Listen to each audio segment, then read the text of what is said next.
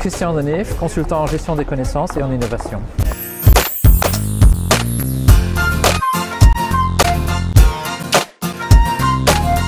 Bonjour Christian Deneve, vous êtes spécialiste en gestion de connaissances. Vous me parliez tout à l'heure d'un auteur qui s'appelle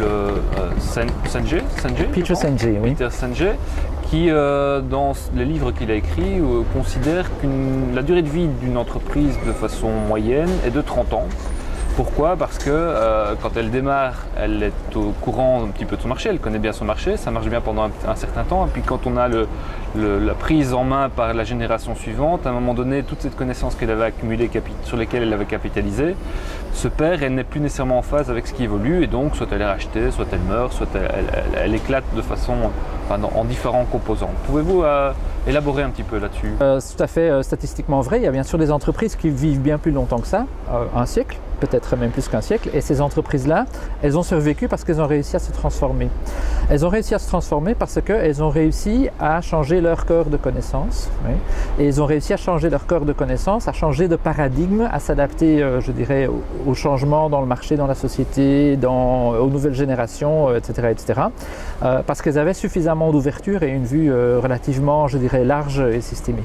Le problème qu'on voit dans les entreprises aujourd'hui, c'est que la plupart des entreprises, elles se concentrent sur un ou deux aspects dans leur veille. C'est-à-dire que la connaissance qui, je dirais, la base de leur fonctionnement, c'est une connaissance très parcellaire. Par exemple, ce sont des entreprises qui produisent un produit technologique, que ce soit du savon, de l'informatique ou autre chose, ça n'a pas d'importance. Et donc elles vont faire une veille technologique très poussée, elles vont connaître l'état de l'art, parfois même les meilleurs processus, etc. etc. ou elles vont faire une veille de leurs compétiteurs. Oui. Donc c'est les deux choses, les deux axes sur lesquels c'est ce qu'on voit très souvent. C'est la technologie et c'est les concurrents. C'est ce qu'on voit très souvent. Oui. Alors, ce que ça veut dire, c'est que la veille n'englobe pas des éléments sociétaux, une connaissance, je dirais, de toute la chaîne qui comprend des partenaires, des clients, les compétiteurs de demain sont peut-être les clients d'aujourd'hui et inversement, etc.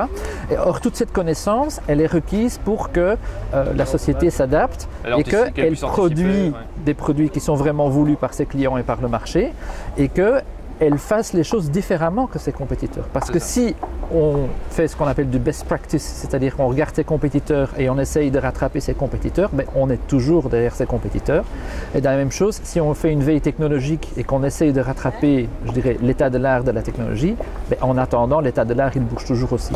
Donc on est obligé de regarder tous les autres paramètres, toutes les autres facettes, je dirais, de la connaissance, oui, pour adapter ses produits et pour être plus inventif. Or, les sociétés qui ne se réinventent pas sont des sociétés qui vont mourir.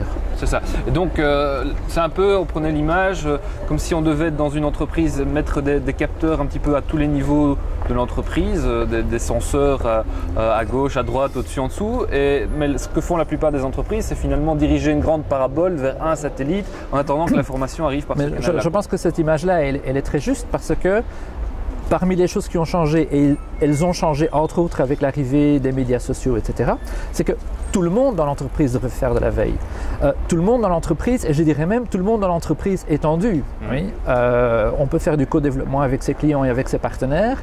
Quand on est une entreprise d'assurance, ça peut être les courtiers qui font partie du réseau de veille. Et le temps où on avait un petit département de recherche et développement ou un petit département de marketing qui était responsable de toute la veille, ces temps-là, selon moi, sont révolus. Sont révolus, ou à défaut, si on se maintient avec des veilles qui sont localisées comme ça à un niveau spécifique de l'entreprise, ben c'est toute la structure ou finalement l'existence ou le positionnement à long terme de l'entreprise qui risque d'être compromis, quoi. Tout à fait, ça j'en suis persuadé.